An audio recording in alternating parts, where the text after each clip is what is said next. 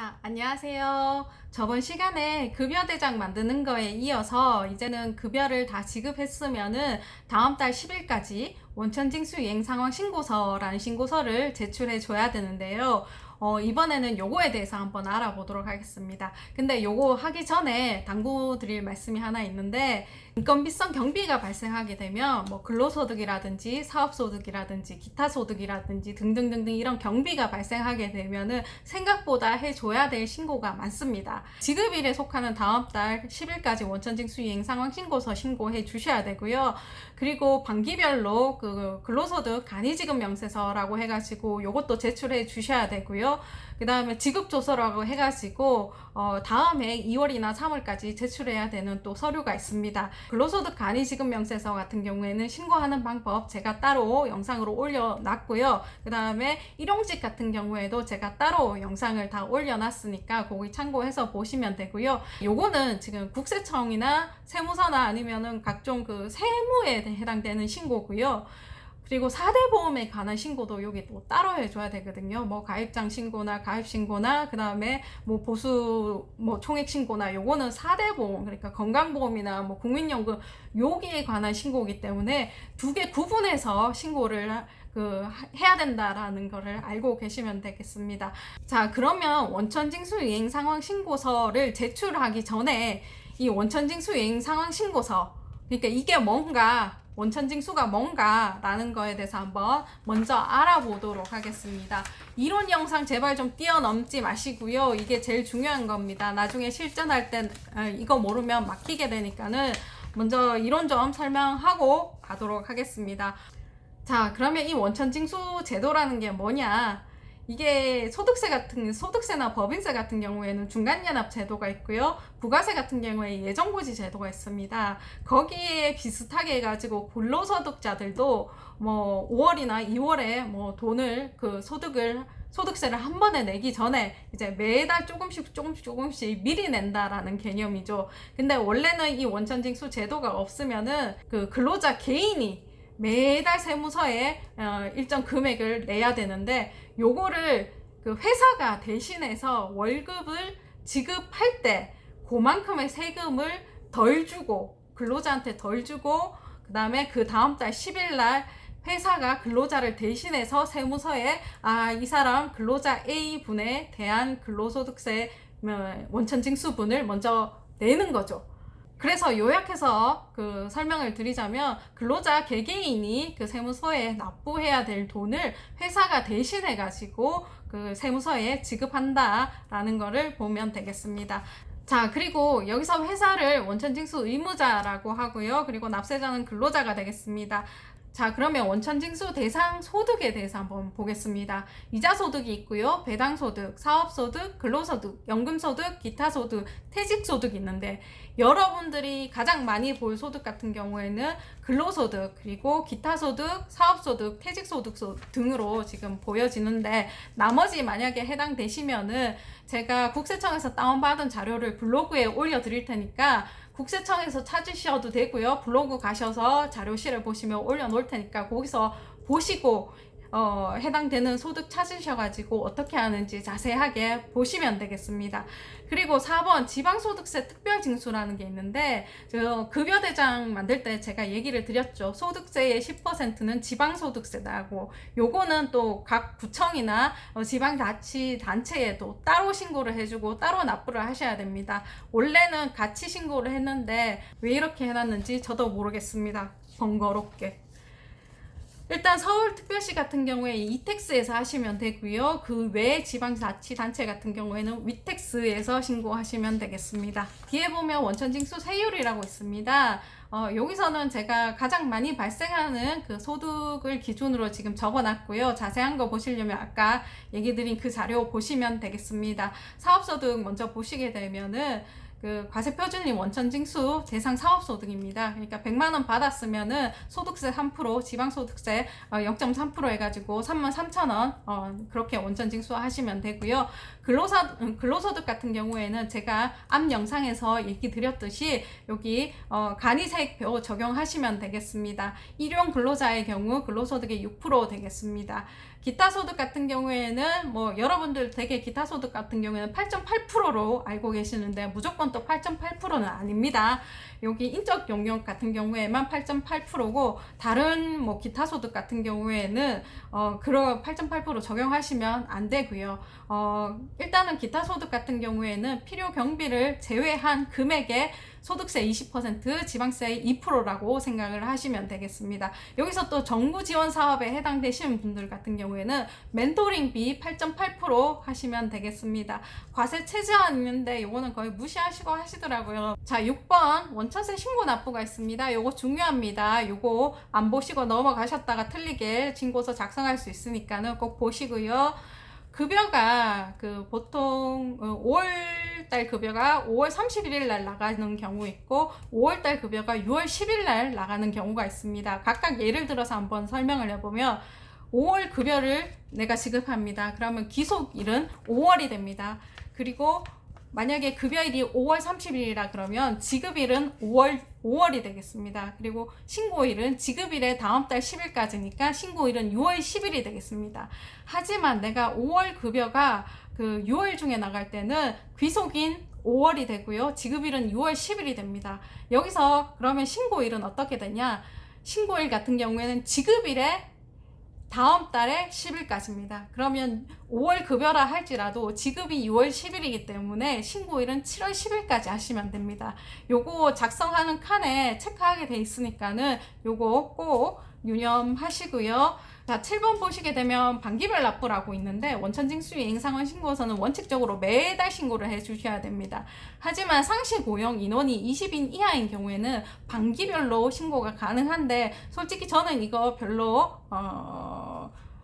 추천하진 않습니다. 이거 나중에 헷갈리는 경우도 있고 특히 창업기업 정부 지원 사업의 창업기업은 그냥 반기별로 하지 마시고 월별로 그냥 신고하시기 바랍니다. 자, 우선 홈택스나 위택스나 이런 데 가서 직접적인 신고하는 영상을 보기 전에 수기를 한번 원천징수 이행상환 신고서가 어떻게 작성되는지 한번 먼저 알아보도록 할게요. 예시 먼저 보시게 되면 제가 저번 시간에 작성했던 급여 대장을 가지고 왔죠. 그리고 여기서 좀 추가를 할게요. 이 7월 달에 우리 회사는 근로소득뿐만 아니라 일용직 근로소득이 2명 발생했고요. 금액은 200만 원, 그리고 퇴직소득 1명이 발생했고요. 그리고 사업소득 1명 발생했습니다. 기타 소득도 1명 발생했습니다. 각각 금액과 소득세, 지방세 나와 있습니다. 그리고 세액 계산은 한번 참고해서 보시면 되고요. 일용직 근로소득 같은 경우에는 전액 비과세로 가정을 할게요. 그리고 퇴직소득 같은 경우에는 회사가 직접 지급하는 퇴직소득으로 가정을 하겠습니다. 그리고 기타 소득 같은 경우에는 60% 경비를 인정받을 수 있는 인적 영역으로 가정을 하겠습니다. 뒤로 가보시면 이거 제가 한 화면에 다 신고서가 채우려면 너무 작게 나와서 반 이렇게 나눠져 있으니까 이거는 신고서의 상단이라고 생각을 하시면 되겠습니다. 우선 차례차례 볼게요. 여기 신고 구분이라고 있습니다. 매월 신고하고 반기별 신고 있는데 아까 반기별 신청 안 하셨으면 매월 신고에 체크하시면 됩니다. 그리고 수정 신고 같은 경우에는 내가 먼저 매월 신고했는데 여기에 신고를 잘못했다 이런 같은 경우에는 수정 신고 체크하시면 되고요. 연말은 연말정산 할 때 여기 체크를 하시면 되겠습니다. 소득 처분 같은 경우에는 개인 기업은 상관없고요. 법인 기업도 거의 있을 일이 없을 것 같습니다. 환급 신청 같은 경우에는 금액이 납부해야 될 금액이 아니라 내가 세무서에서 환급 금액이 있는 경우 요거 체크하시면 되고요. 자, 그리고 옆에 원천징수 이행상환 신고서에 체크를 하시면 되겠습니다. 자, 아까 제가 설명드린 부분이 나오죠. 귀속연월과 지급연월이 여기 나옵니다. 요거 아까 설명드린 대로 귀속연월일과 지급연월일 확인하셔서 꼭 넣으시기 바랍니다. 그리고 여기 상세 내용이 있는데 요거는 다 불러 나오니까 확인만 하시면 될 것 같고요. 자, 일괄납부나 사업자 단위과세 여부에 전부 해당 사항이 없으면 부라고 체크하시면 되고요. 있으시면 여라고 체크하시면 된다. 그리고 이제 밑에 한번 보시게 되면 옆에 근로소득 있죠. 뒤에 가보시면 이게 소득별로 이렇게 나눠져 있습니다. 근로소득 퇴직소득, 사업소득, 기타소득, 연금소득, 이자, 배당 뭐 이렇게 쭉쭉쭉쭉 있죠. 아까 제가 원천징수 대상 소득이 되는 그 소득을 한번 이론으로 설명을 드렸죠. 그게 여기 쭈루룩 나열되어 있다라고 보시면 되겠습니다. 자, 근로소득은 저번 시간에 만들어 왔던 그 급여대장에서 추출하시면 되겠습니다. 일반적인 근로소득 같은 경우에는 간이세액 A01에 가셔서 지급 인원과 총 지급액 적어 넣으시면 되겠습니다. 총 인원은 3명이죠. 3명 적어 넣으시면 됩니다. 그리고 총 지급액 같은 경우에는 지급 총액에서 여기서 비과세되는 그 두 가지를 빼시고 집어넣으시면 됩니다. 근데 여기서 무조건 비과세 된다고 여기서 빼는가? 그것도 아닙니다. 여기 식대나 차량 지원 같은 경우에는 여기에서 차감하는 그 비과세 항목이 되어 있기 때문에 요거를 차감하는 거고요. 뒤에 보시게 되면 여기 쭉 비과세더라도 여기에 이 총 지급액에 포함하는 비과세와 포함하지 않는 비과세가 따로 있기 때문에 요거 한번 해당되시는 분들은 읽어보시기 바랍니다. 그리고 저는 지금 식대랑 차량 지원 같은 경우에는 해당 사항 그 지급 총액에 포함하지 않기 때문에 여기 뺐습니다. 그리고 소득세는 저기 급여대장에서 원천징수된 그 금액을 여기 적어 주시면 되겠습니다. 그리고 지방세 같은 경우에는 여기 원천징수 이행 상황 신고서에 나타나지 않습니다. 요거는 따로 신고를 해줘야 되기 때문이죠. 그리고 급여 대장에 있는 거는 다 이제 신고를 했습니다. 아까 예시를 들 때 여기 일용 근로소득에 대해서 제가 있다라고 말씀을 드렸잖아요. 그 2명을 200만 원 적어 넣으시면 되겠습니다. 그리고 비과세라고 그랬으니까 소득세는 없습니다. 요렇게 해가지고 그 근로소득 부분은 다 끝났습니다. 자, 다음 장 가보시면 퇴직소득이라고 있습니다. 아까 예시에 퇴직소득 한 명이 2,500만 원 발생했다라고 제가 예시를 들었습니다. 그러면 각각 한 명 2,500만 원 그리고 원천징수 세액 50만 원 적어주시면 되겠습니다. 자, 그리고 아까 사업소득 있었죠? 그거 총 지급액 300만 원이고요. 원천징수 세액 9만 원 집어넣으시면 되겠습니다. 그리고 기타소득 있었죠? 그 기타소득도 A42에 2명 100만 원, 20만 원 이렇게 적어 넣으시면 되겠습니다. 자, 맨 끝에 가시면 총 합계라고 나와 있죠? A99 여기 보시면 총 인건비에 대한 발생한 인원이 9명이 맞는지, 총 지급액이 4,250만 원이 맞는지, 총 원천징수된 금액이 107만 2,770원이 맞는지 확인 한번 해보시면 되겠습니다. 그리고 아까도 한번 말씀드렸는데 여기서는 여러분들이 가장 많이 발생하겠다라는 소득을 기준으로 제가 여기에 작성을 했고요. 이게 그냥 기본이 되는 겁니다. 하지만 이 인건비성 경비가 굉장히 세법적으로 종류도 많고 까다롭습니다. 생각보다. 사업장에서 발생하는 일반적인 소득이 아니다. 그러면 가서 한번 알아보시고 신고를 하셔야 됩니다. 그러면 이제 국세청 들어가가지고 한번 신고를 한번 해보도록 하겠습니다. 요거는 국세청, 그러니까 국세입니다. 나라에 납부하는 세금. 한번 보겠습니다. 자, 홈택스 들어가시면 메인 화면에 신고 납부 원천세라고 있습니다. 거기 클릭하셔서 들어가시면 이런 화면이 보이게 되는데요. 우선 윗부분 먼저 설명을 드릴게요. 이 부분도 참 한번 설명을 드릴게요. 스텝 1 세금 신고 들어가면은 요 화면에서는 이제 정기 신고 작성이라든지 뭐 하시면 되고요. 일단은 신고를 끝내고 나서 제출을 하고 나면 스텝 2에 가면 신고 내역 조회라고 있습니다. 신고서라든가 납부서라든가 뭐 접수증이라든가 이런 걸 보고 싶다 그러면 스텝 2 신고 내역 여기 가셔서 확인을 하시면 되겠습니다. 자, 그러면 스텝 1 가서 세금 신고 한번 해보도록 하겠습니다. 원천세 신고라고 나와 있는데 일반적으로 나는 신고 기간 이내에 신고한다라고 가정을 하면 정기 신고 작성으로 가시고요. 내가 지급일에 다음 달 10일까지 신고 못했다 그러면은 기한 후 신고 작성으로 가셔야 되고요. 여기서 또 중요할 게 만약에 기한 후로 신고하면 가산세 계산해서 넣어야 신고가 됩니다. 그리고 수정 신고 같은 경우에는 내가 정기 신고 기간에 신고를 했는데 여기서 빠지거나 뭐 더 가감해서 신고를 했다 이러면은 수정할 게 있다 그러면 수정 신고 작성으로 가셔야 됩니다. 그리고 파일 변환 신고 요거는 프로그램을 이용한 거기 때문에 요거는 생략을 하도록 하겠습니다.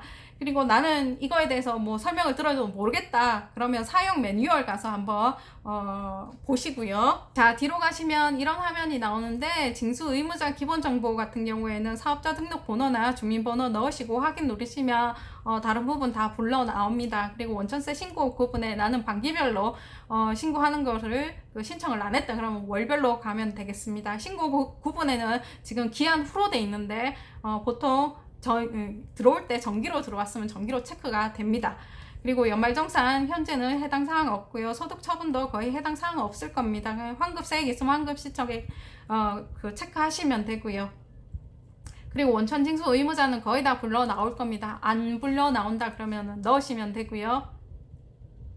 그리고 소득 종류 선택, 여기가 좀 중요한데 아까 우리가 예시를 들 때 근로소득이 발생했고요, 퇴직소득이 발생했고요, 사업소득이 발생했고 기타소득이 발생했습니다. 그럼 여기 모두 다 체크를 해주시면 되겠습니다.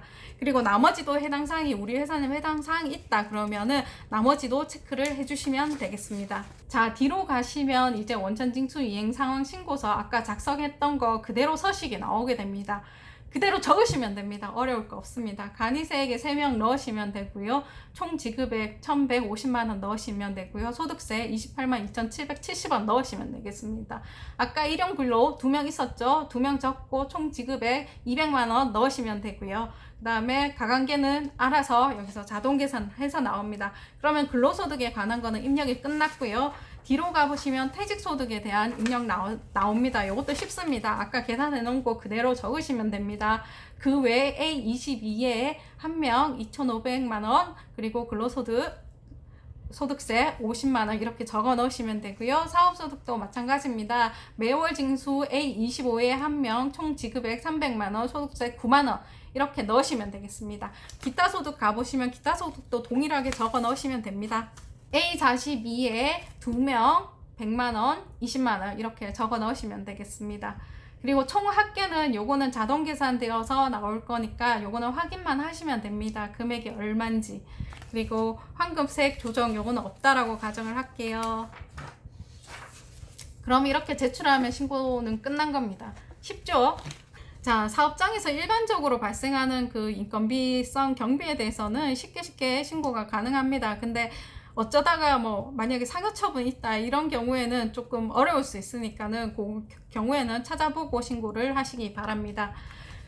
그리고 그러면 이제 신고가 끝났습니다. 그러면은 이제 신고 내역에 대해서 한번 가보도록 하겠습니다. 스텝 2 신고 내역에 가시면은 신고서 제출 목록에 신고 일자 여기 조회 하고 싶은 날짜 조회하셔가지고 조회하기 누르면 밑에 여기 쭉 뜨게 됩니다. 내가 무슨 신고를 했고 이렇게 뜨게 되는데 여기서 가서 접수 번호에 클릭하시면 신고서가 뜹니다. 원천징수 이행 상황 신고서 뜨니까는 그거 보관하실 분은 그 PDF나 아니면 출력하셔서 보관하시면 되고요.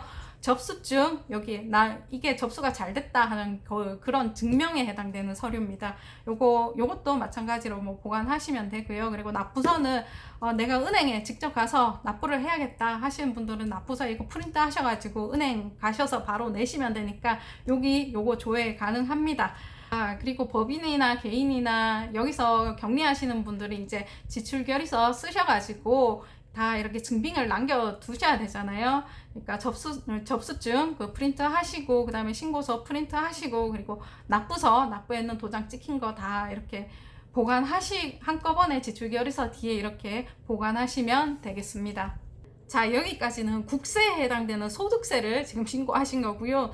또 지방세에 해당되는 여기 주민세, 지방세 요거는 또 따로 사이트 가서 신고를 해 주셔야 됩니다. 왜 이렇게 번거롭게 해놨는지 참 알 수가 없습니다. 예전에는 한꺼번에 신고를 해가지고 뭐 알아서 떼가는 형식이었었는데 요즘에는 다 이렇게 분리가 돼가지고 각각 신고를 해 주셔야 됩니다. 그리고 서울시는 이택스 가서 하시면 되고요. 다른 지방자치단체 같은 경우에는 위택스 가셔서 하시면 됩니다. 자, 오늘 저는 이택스 기준으로 설명을 안 드리고 위택스 기준으로 설명을 드리도록 하겠습니다. 자, 위택스 검색하셔서 들어가시면 이런 화면이 나오고요. 밑에 특별징수라고 나옵니다. 여기 클릭하셔서 들어가시면 되고 다음 화면에 이렇게 보입니다. 여기서 뭐 일단 단건 납부 기준으로 직접 사이트에서 신고하는 기준으로 제가 설명을 드릴게요. 단건 납부 클릭하시고요. 자, 클릭하시면 새로운 창이 뜨게 됩니다. 상단에 가보시면 홈택스 신고 정보 가져오기라고 있습니다. 요거 클릭하시면 거의 다 불러와실 겁니다. 확인만 하시면 되고요. 인적사항 있는데 인적사항 틀린 거 없나 한번 보시고요. 납부 구분도 원천징수 이행상황 신고서를 불러서 오기 때문에 그것도 한번 보시고 틀린 것만 없나 보시면 되겠습니다. 납부 구분 보시면은 월별로 하시는 분들은 원래 체크됐나, 아니면 난 6개월에 한 번씩 한다 그럼 반기에 체크됐는지, 아니면 내가 폐업이나 소득 처분이 있으면 3번에 체크 잘 됐는지 한번 보시면 되겠습니다. 자, 소득 지급일 제가 아까 얘기를 드렸죠. 지급일은 실제 돈이 나간 날 지급 월을 선택하면 되고요. 귀속은 월급이 어떤 달의 월급인지 그거를 체크하시면 되겠습니다. 신고일자, 납부기한 이거는 다 불려 나올 것입니다. 자, 뒤에 가시면 납부세액 및 가감 조정 있습니다. 이것도 다 불려왔으니까 확인 한번 해보겠습니다. 사업소득 1명, 근로소득 5명, 기타소득 2명, 퇴직소득 1명 이렇게 해서 인원수 적어주시면 되고요. 과세표준 같은 경우에는 여기는 급여를 적는 게 아니라 소득세 금액을 적어주시면 되겠습니다. 왜냐하면 지방세 같은 경우에는 과세표준이 지급액이 아니라 소득세가 과세표준이 되기 때문에 여기는 소득세를 적어주시면 되겠습니다. 거기에 소득세를 만약에 입력하시게 되면 옆에 특별징수액이라고 10% 자동 계산이 나와 있는데 여기서 혹시 단수 차이가 있는 경우에는 수기로 수정하셔도 무방합니다. 그리고 밑에 부분은 뭐 다 자동 계산되어 나올 겁니다. 그리고 다음 하시면 확인하시고 제출하시면 됩니다. 여기 다 끝났고요. 그러면 쉽죠, 이것도.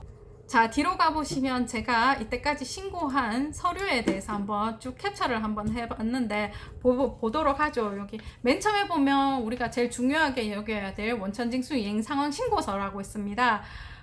일반 기업은 그냥 보관하시면 되고요. 정부 보조금을 받는 사업자 같은 경우에는 이 서류 원천징수 이행 상황 신고서 요거 출력하셔서 시스템에 업로드 하시면 되겠습니다. 이거 꼭 필요합니다. 옆에 이제 납부서가 있는데 요거는 소득세, 국세에 대한 납부서입니다. 요거는 신고 후 납부하시면 되고요. 은행 가셔도 되고요. 인터넷 납부하셔도 됩니다. 옆에 보시면 소득세 접수증이란 게 있습니다. 이게 뭐냐? 소득세가 신고서가 잘 접수가 됐습니다 하는 확인 서류입니다. 예전에는 이것도 다 출력해서 보관을 했죠. 그리고 격리하시는 분들은 요거 원천징수 이행 상황 신고서하고 접수증하고 그리고 납부서하고 납부하는 납부서하고 다 이거 다 보관하셔야 되죠. 뒤로 가시면 지방세 납부서가 있습니다. 요거는 구청에 갖다 내는 지방세가 되겠습니다.